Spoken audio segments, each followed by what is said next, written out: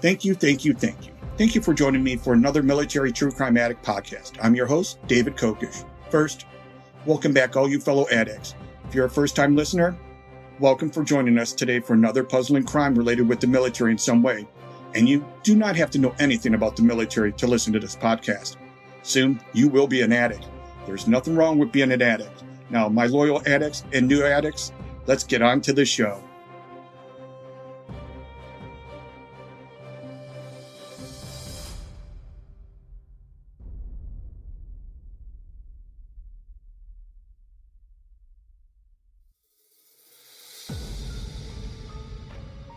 March 12, 2011, two women are discovered in a Lululemon store, a high-end yoga clothing store in Bethesda, Maryland.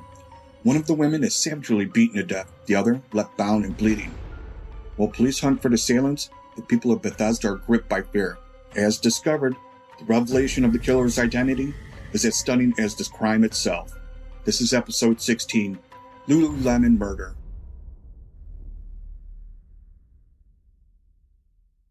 Bethesda, Maryland, which is an uncooperated part of Washington, D.C. area, it was a place known for being home of the medical powerhouses like the National Institute of Health and the National Naval Medical Center. But after March 12, 2011, it became known as the place where one of the most brutal murders in this part of Montgomery County has ever seen.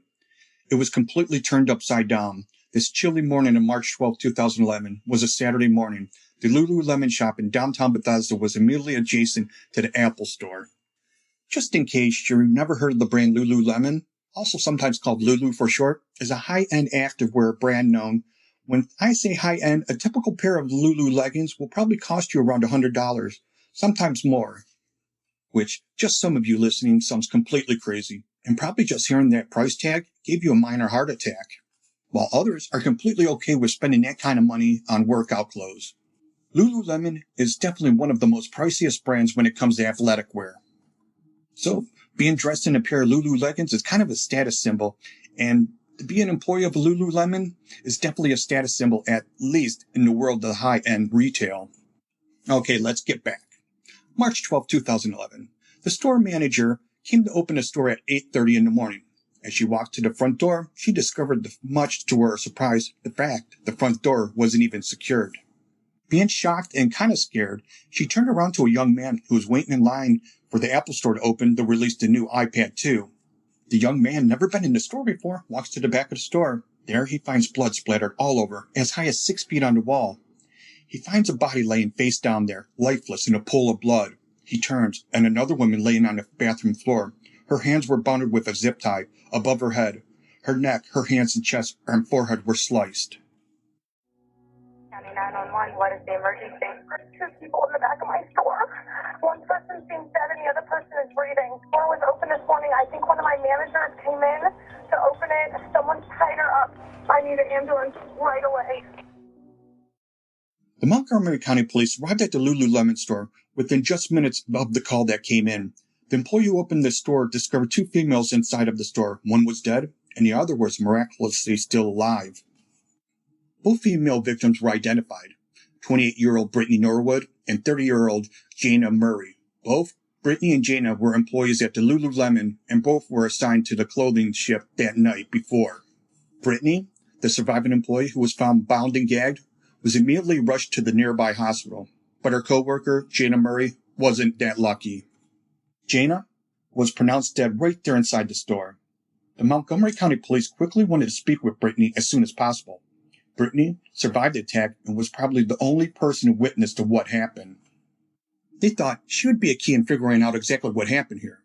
It appeared to first responders this was probably a robbery gone bad, a robbery turned assault/homicide. You have two female employees who were closing for the night, and the offender or offenders got inside of the store. Thinking that they're just going to rob the girls, things escalated. One employee ends up brutally attacked, and the other one ends up dead. To the officers, this seems like a pretty open and shut kind of case. 28-year-old sole survivor Brittany Norwood was able to tell what happened. That seems exactly what happened the evening before the 11th. The two women, Brittany Norwood and 30-year-old Jana Murray, were closing the shop for the day and heading home. But after they closed the shop and left just before 9:30, Brittany realized she left a purse inside the store, which had her Metro card. Brittany called Jana, who had the keys to the store, to get back in. They were just in the store, and about after 10 minutes, they couldn't find anything. So Jana gave her Metro card to Brittany, because Jana drove that day. They were about to leave when two men entered the store wearing ski masks. Jana was quickly stripped of her clothes and dragged to the back of the store by her hair. There, the man quickly started beating on her and sexually assaulting her. Investigators did find bunches of her hair around the place, showing she was brutally dragged by her hair, and she tried to resist. Brittany was taken into the bathroom by the other man, who zip-tied her wrist and ankles. She was attacked. Then he cut a hole in her trousers and sexually assaulted her. The two men then took all the money they could find from the safe and the registers and fled. The two women were left beaten and bleeding. Jana Murray passed away. She was brutally murdered with a total of 331 different wounds on her body. There was a red toolbox beside her with multiple tools from it were used: a hammer, a knife, a wrench, and a heavy iron bar.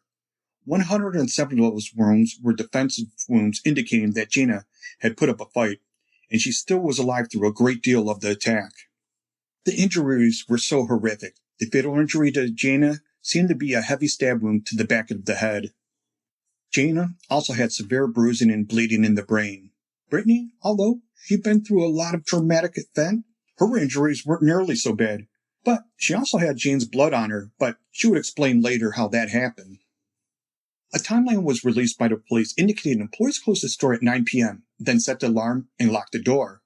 Around 9:45, the two female employees returned to pick up a forgotten item. That's when two men wearing ski masks and gloves entered the store behind them. Another employee found the victims when she arrived to open the store at 8 a.m. Saturday. Police think this was a crime opportunity, a robbery that turned into a rape and a murder. Jana was born in November 1980 in Wichita, Kansas to David and Phyllis Murray. David was a Houston Oilers operations manager. That led to Jana traveling the world as a kid. Also, David was also a former Army officer. Her brother, who was also in the Army, stationed in Iraq, described the 30-year-old Jana Murray as a vigilant fighter who would have not hesitated to protect herself and a 27-year-old co-worker who was beaten and assaulted with a coat hanger. The suspects took the coat hanger and inserted it into Brittany's vaginal area. Once they were done, they threw Windex at her and told her to clean herself up. During the process, she said, they were using racial slurs towards her. There were lots of people around at the time that a terrible crime happened inside the Lululemon store on Bethesda Avenue Friday night. A timeline released by police indicates employees closed the store at 9 p.m., then set the alarm and locked the door at 9:45. At 10:05 p.m., two female employees returned to pick up a forgotten item. That's when two men wearing ski masks and gloves entered behind them. Another employee found the victims when she arrived to open the store at 8 a.m. Saturday. Police think it was a crime of opportunity, a robbery that turned into rape and murder. 30-year-old Jana Murray is described as a valiant fighter who would not have hesitated to protect herself and her 27-year-old co-worker who was beaten but survived. The crime scene may hold the best leads police have at this point. We are still in the process of collecting physical evidence and doing forensic analysis. My hope is that in the next few days we may get additional leads as a result of that forensic analysis. The attack in the heart of downtown Bethesda has residents and the business community on edge.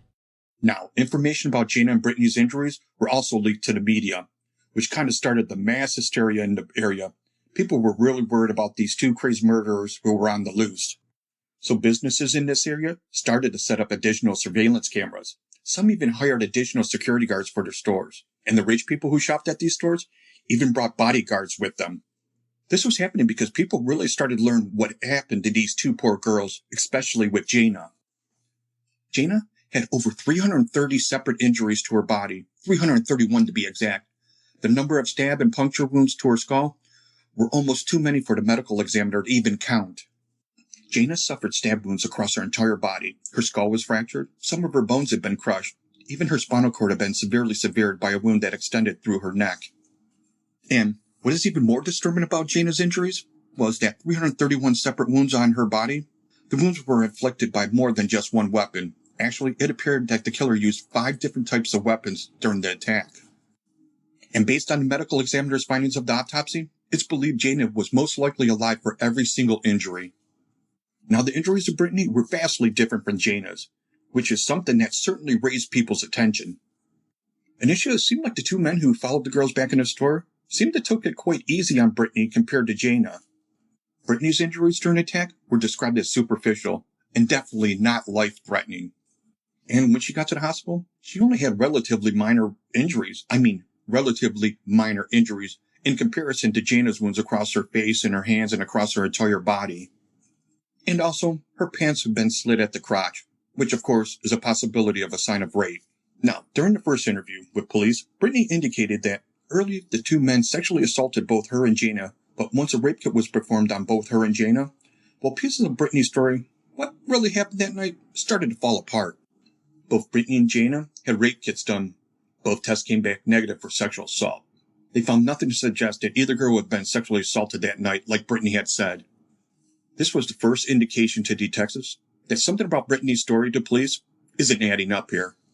And it wasn't just the negative results on the rape kits. Forensic evidence discovered inside of the Lululemon store also suggested that something else may have happened that night, something other than the two men breaking in and assaulting the girls. Like everyone had thought the first couple of days after Jana's murder and Brittany's attack, something wasn't adding up still. Detectives were busy searching the Lululemons for any possible forensic evidence. While they searched for clues, Montgomery County Police offered a $150,000 reward for any information to try to help capture these two men. The public was desperate. They wanted answers. They wanted to know who was ever responsible for this vicious attack to be arrested. But back inside the store, investigators were taking a closer look at the forensic evidence, and the closer they looked at the evidence, Brittany's story started to become less and less realistic.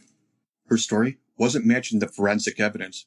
Near Jana's body, investigators found a red toolbox and a hammer that had been appeared placed or dumped after some sort of attack already took place. That's because the blood was found underneath the red toolbox and hammer, suggesting that it was placed on top of the blood. Blood splatter patterns on the hallway that led to the back of the store's back room suggested that Jana had been repeatedly struck before falling to the ground in the hallway. This meant she was likely trying to run away from her attacker, and the blood splatter also showed that the back hallway is more likely where the attack took place. The blood patterns were also very consistent with the findings that very strong force was used with every blow to Jana's body. Investigators recovered 2 sets of footprints in blood found in the back hallway where at the period of the majority of the attacks took place. They discovered 1 set of footprints belonged to Brittany because it matched the bottom of her shoes she was wearing that night, but the other footprint didn't match either Brittany or Jana. This meant that shoe and footprint had belonged to Jana's killer. The footprint was identified as a man size 14, but when it came for investigators to find out whose shoe left that footprint in the blood, well, it didn't take very long for investigators because when the time they were done searching the entire store, they found a pair of men's size 14 shoes that appeared to match those shoes. They were just simply a pair of Lululemon shoes on sale. One's on display right there in the store. Paranormal horror author Eve S. Evans introduces a brand new spine-chilling release. Supernatural 911 Calls, available on Amazon today. First responders with any real time on the job believe in ghosts. They've experienced events they can't otherwise explain. Same with other professions that deal with injuries, accidents, or death. Police officers, firemen, 911 operators, they've seen the worst that people can do to one another, and they've all had brushes with the unexplained. Don't believe in ghosts? This book might change your mind and steal any hope of sleep. These stories are unexplainable, true accounts from first responders, police officers, firemen, and 911 operators, told from the perspective of everyday people. Every single tale between these covers is 100% true. Think you can explain them? We dare you to try. When the display shoe was tested and then later compared to the footprint left in blood, it was exact match. That men's size 14 serving as a display was the same footprint found on top of the blood. This led detectives to one conclusion, that the footprint was staged. The men's size 14 printing in blood was obviously appeared to detectives to be staged. They believed whoever was responsible for Jana's murder took the shoe from the display case and simply just smeared it across the floor, kind of making it appear as though that it came from one of the killers. Now, detectives knew there was only one other person inside the store that night who could have staged that footprint and then put the shoe back, was Brittany. The shadow of suspicion hanging over Brittany's head grew even bigger when investigators conducted a forensic search on her coworker Jana's car. Now, if you thought she was lying before, the search of Jana's car was like a nail in a coffin.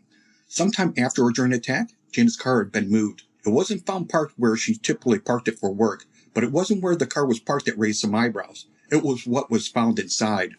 That's because inside Jana's car, detectives recovered blood, and a considerable amount of it. When the blood was tested, the DNA matched Brittany, and it was Brittany's blood found inside of Jana's car.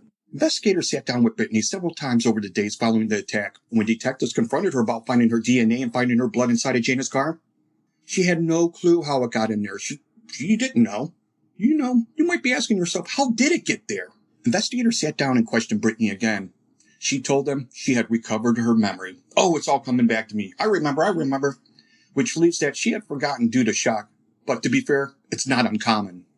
See, that night, Jana's car had been parked directly outside the store. And when the girls came back in and after they closed up shop, it wasn't supposed to be parked there. But they were just going to run in and out and get the Metro card.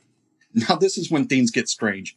Brittany told the police that Jana's car had been parked on the road outside the store. In fact, it could have been towed. And this scared the shit out of the attackers because they didn't want Jana to get her car towed and get a ticket. And they thought maybe somebody would be outside, so they got rumbled and scared, and after attacking Brittany and Jana, they made Brittany get Jana's keys out of her pocket and go move her car a little bit away. Then they said to her, after you're done parking that car a little bit far away, make sure you come back because we're not finished with you yet. Yes, and she did come back, which makes perfectly sense. Also, they asked her when she was out if she wouldn't mind running by Starbucks and getting them a couple cafe mochas and a couple scones. They said also, you can get yourself one if you would like. Well, she did that for them and came back. I'm joking, but that would be really fucked up if she did. But here's some audio of Brittany being interviewed by the police. I explained to you guys how that night played out. Mm-hmm. Prior to him sexually assaulting me and zip tying me, they made me move her car. Okay. I know where her car is. And they seemed to know where it was, where she was parked. Okay. They asked, they said, where are her keys? I have no idea. One of them punched me in my head and made me look through her coat and her bag for them. When I finally found them, they said if I was to pass anyone and open my mouth, I can consider myself dead. And that one of them would be watching the entire time. And I honestly don't remember the exact lot, but they said to cross, it's almost like on the other side of Wisconsin or something. Okay. From that street. I remember seeing a cop and I was just too scared to even flag him down, do anything. Was that like when you left the store or when you were parked? When I left the store. So when you first left the store, okay. And he was driving past in his car? I think so. Okay. Now, she'll explain how Jana's blood was found on her, and she was taken in the bathroom, which she was not close to Jana. And how did you fall onto Jana? I mean, were you on your hands and your knees, or straight down, face down? On my knees. Okay. Were you straddling her, or were you actually physically, like, pancaked on top of her, or what? They pushed me on her. And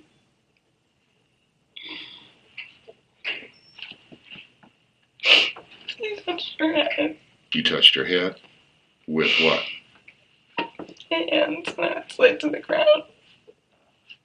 Okay, so your hands got in the blood on either side of her? Yes. Okay. I know it's hard. And blood all over. You had blood all over you? And then what? And what, did he say anything to you when he pushed you down? It's my fault. Okay. This is because of you.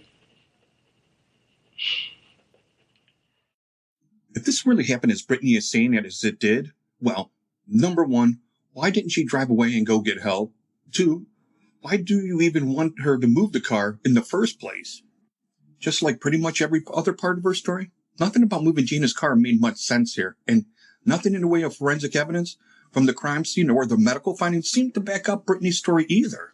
Investigators just couldn't find any evidence that these two men really existed. From the blood splatter evidence on the hallway, the men's size 14 footprints that were clearly staged and used to display shoe. Brittany's DNA and blood was found inside of Jana's car. And then, of course, we have the rape kit, finding that proved neither girl was sexually assaulted, as Brittany claimed. Now, there's one final thing that investigators studied that continued to lead them in the direction that believe it. Brittany was actually the prime suspect here, and that was the murder weapons I mentioned earlier. As I mentioned earlier, over 330 injuries found on Jana's body, and I mentioned that the medical examiner who performed the autopsy that believed that there were more than 5 possible weapons used. Well, it turned out all the weapons used in Jana's murder were found inside of the store, consistent with the autopsy findings. Investigators recovered many items found inside the store that they believed were used in the murder of Jana. Items they believed Brittany used were a hammer, a knife, a wrench, even a metal peg used to hold up one of the mannequins in the store. All these items contained Jana's DNA. By this point, investigators pretty confident Brittany was lying. It pretty much was a big fat liar that she made the entire story up about the two men. Now Brittany Norwood is brought into the room. Brittany, comes a point sometimes, and we have to break down and get everything off of our chests. You got to tell us what really happened. I'm telling you. Okay, because I know what really happened. I told you what really happened. Now, what you've done is you've concocted an incredible story that doesn't make any doggone sense. No. With the injuries that you have, they're self-inflicted. Yeah, they're self-inflicted. You did this to yourself. It's incredible that you want me or anyone to believe that you're lying like this overnight, haven't moved, okay? That's posed. Nobody in the world is going to believe this story. No one. He doesn't believe it. My boss doesn't believe it. When I tell your brother and your sister, they ain't gonna believe it. And your mother and your father, they're gonna say, bullshit. Can I go home? In a little bit, but how did it start? Come on, let's get this over with. Come on, baby, let's get this over with. Nah, Investigators were pretty confident that Brittany was actually Jana's killer. But before they make any arrests, investigators did one last thing to confirm what was already backed up both from the forensic and medical evidence that the Apple Store would later come into showing that the employees there could actually hear someone dying through the walls. One employee would tell investigators that they heard noises coming from the right side of the store, something heavy sounding like something being hit or dragging. They heard grunting and some flaying. As they approached the store where the sound was the loudest, at one point they could hear some screaming and yelling. It sounded hysterical, the Apple employee said. She said you could hear 2 female voices, one hysterically saying, "God, please help me," which would later come under fire for not calling the police right away. Regardless, other surveillance camera outside of the Apple Store would capture 2 men wearing all black walking from the direction of the Lululemon store around the time this happened. When investigators talked to these 2 men, they were just working at a local restaurant, and after each shift they worked, they walked through the alleyway that night to go home. Now, Brittany Norwood's brother is brought into the room. Listen, I don't know if I can let you go. You just tell me right now. Did you do it? Chrissy, I just want to go for Brittany, a I'm walk. not gonna let you go. But you need to tell me so I know how to talk to these guys. Because if you did, we have to get you a lawyer to defend you. And it's gonna be a media storm. You need to tell me right now if you did. I just don't want to talk about it here. So on March 18th, just 6 days after the murder, Brittany Norwood was arrested. The victim turned prime suspect in Jana's murder and now was charged with first-degree murder just after a 6-day investigation. Police and prosecutors had gathered a mountain of not only forensic evidence refuting Brittany's story, but they also believed they uncovered the motive It's a murder case that has stunned many here in Maryland and even grabbed national headlines. Jana Murray was laid to rest this weekend after being killed in the yoga store where she worked. Now, in a twist few saw coming, her co-worker has been charged with murder. ABC's John Hendren has more on the clues that finally tipped off investigators. As we began analyzing the forensic evidence and looked at the medical reports, it was not supporting what Ms. Norwood had told us. Norwood will appear in court tomorrow. Law enforcement experts say police will be combing through her past, looking to make sure nothing like this has ever happened to anyone else who was around her. When police spoke with many of Brittany and Jana's co-workers, they shared with the police what they believed was the motive of the murder. According to the other employees at Lululemon, just days before Jana's murder, there was a rumor going around the store that Brittany was stealing stuff from the store. And the rumor was Brittany was taking the clothes with her inside her purse at the end of the shift. Brittany's co-workers knew that Jana just recently confronted Brittany and basically accused her of stealing clothes from the store. Now, I know you're wondering, is being accused of stealing some clothes from your job really a motive for first-degree murder? Let's keep in mind, Jana had been stabbed 331 times over a course of 20 minutes. That's not just first-degree murder. That's savage and vicious murder for anyone to commit. But here's what I think we need to talk a little bit about. The culture surrounding Lululemon and why some aren't surprised this incident led to murder. Working at Lululemon store isn't like working for your typical retail store. It's highly competitive. It's one of the highest-end brands for activewear. Working for Lululemon has been described as many as being part of a cult.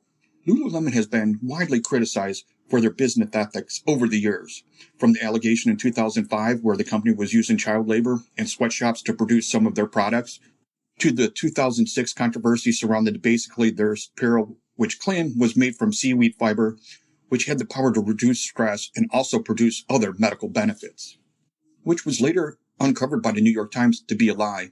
And even recently, with their CEO resigned from the company from alleged engaging in an inappropriate romantic affair with someone else within the company. Now, of course, all major companies have their fair share of controversies. I would even venture to say the bigger the company, the more controversies you're most likely going to have over the years. But the culture that's been created with Lululemon is unique, and it's gained the quote of cult-like status that trickles down to their frontline workers. It has become a brand known to represent a high class of customers who are willing to spend hundreds upon thousands of dollars to wear their brand. They're a company who refer to their employees as educators, while retail employees like American Apparel and Forever 21 might spend their half breaks eating pizza, smoking in the alley. Well, these workers do sit-ups, headstands, and read self-help books in the employee library and talk shit about gluten. Yeah, fuck you, gluten.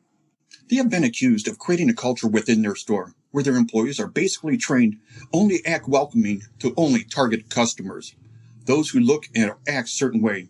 And them, quote, target customers is someone they call Ocean. Ocean is someone who does yoga every day and makes over $100,000 a year and dates a triathlete by the name of Mountain. It's no excuse for what Brittany did. It seems the entire motive for brutally murdering Jana was to stop her from telling the company that she's been stealing leggings. So, when other employees of the same store found out that Brittany was arrested for Jana's murder, nobody was too surprised. Many even speculated that. Even though Lululemon is a brand name that holds weekly yoga sessions with some of their stores, and it's a brand that pushes ideas like love and peace, these are the same people that believe that. So the motive behind Brittany's actions to prevent Jana from telling management and telling the company about her stealing, which of course would result in immediate termination and her exile from the elite retail position. At her trial, the prosecution laid out an entire case for the jury, and according to them, the motive for Brittany to murder Jana was because she was confronted by Jana about her stealing from the store. Brittany was worried that Jana was going to report her to management and the corporate, and then she would lose her prestigious job at working at Lululemon. So in order for her not to let this happen, she needed to kill Jana. And according to the prosecution's story, this is what really happened that night. Brittany and Jana were the two employees assigned for the night to close, and after the girls locked up for the night, Brittany pretended she left her wallet inside the store, which later Jana let them back into the store. Jana let them back into the store, and once they got back into the store and they're heading towards the back, in the hallway leading to the store's back room, this is where Brittany began to attack Jana. She began stabbing her over and over again. She used whatever she could to get her hands on, a hammer, a wrench, a knife, even a metal peg from one of the store's mannequins. During the attack, Brittany inflicted 331 stab wounds to Jana's body, and based on the medical examiner's findings, that Brittany, when she attacked Jana, seemed to use different tools. She used them one by one. The attack took at least 10 to 20 minutes, and Jana was alive the entire time, right up until Brittany separated her spinal cord with a knife to the back of the head.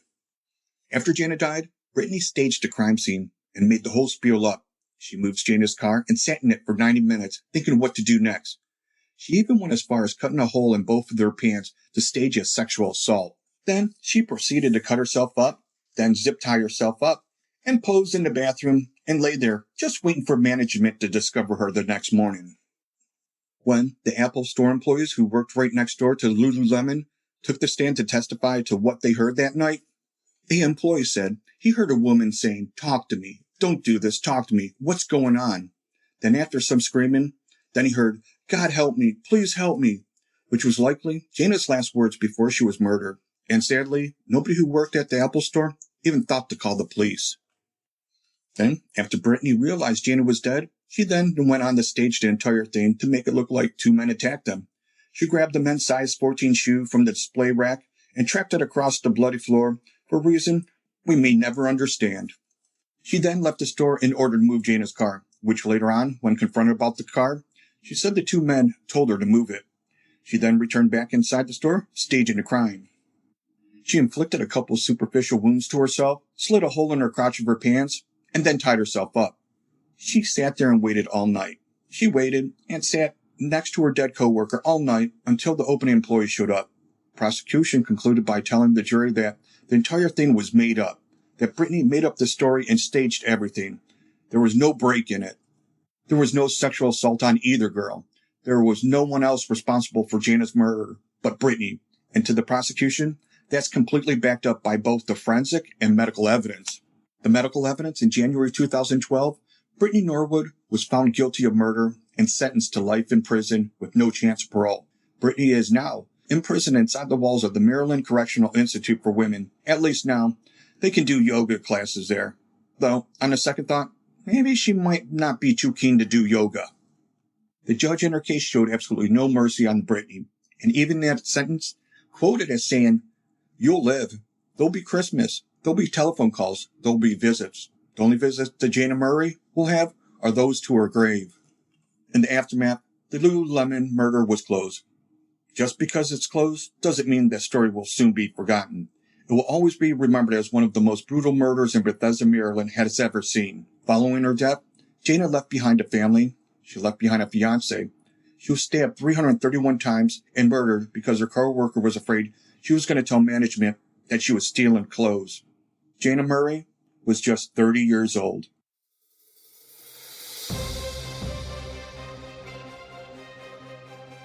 Thank you all for joining us today on our latest episode of Military True Crime Addict. What are your thoughts of what you heard today? Find us on Facebook, Instagram, and our website, militarytruecrimeaddict.com, to tell me what you think. Also, I want to thank you for hitting that subscribe button for my podcast. With each subscribe button hit, you are allowing people to learn about this podcast. And when you hit that button, it automatically downloads our upcoming episodes on the day of the release. It is a great way not to miss our next episode. Feel free to reach out to me anytime at info@militarytruecrimeaddict.com. That's info@militarytruecrimeaddict.com with any comments, questions, or story ideas. Remember to submit your Soldier and Veteran of the Month. May was Edgar Hero. You can go to our website and read about his story. Just go to the Soldier and Veteran of the Month tab and just hit it, and you can read his story. You can always go to our website and see pictures of victims that are related to the episodes we're talking about. Don't forget to go to our Facebook group, Military True Crime Addict, and join our group to get updates on anything. Also, one last thing. If you would like to give a shout out to anyone, which will be featured at the end of the episode, just go to the webpage and just click on Contact Us, provide the person's name, message, as be in good taste, your name if you wish. Please make the messages short. There was no shout out this week, but I'm going to give a shout out to all of you. Thank you so much for listening today, and until next time, keep on keeping on.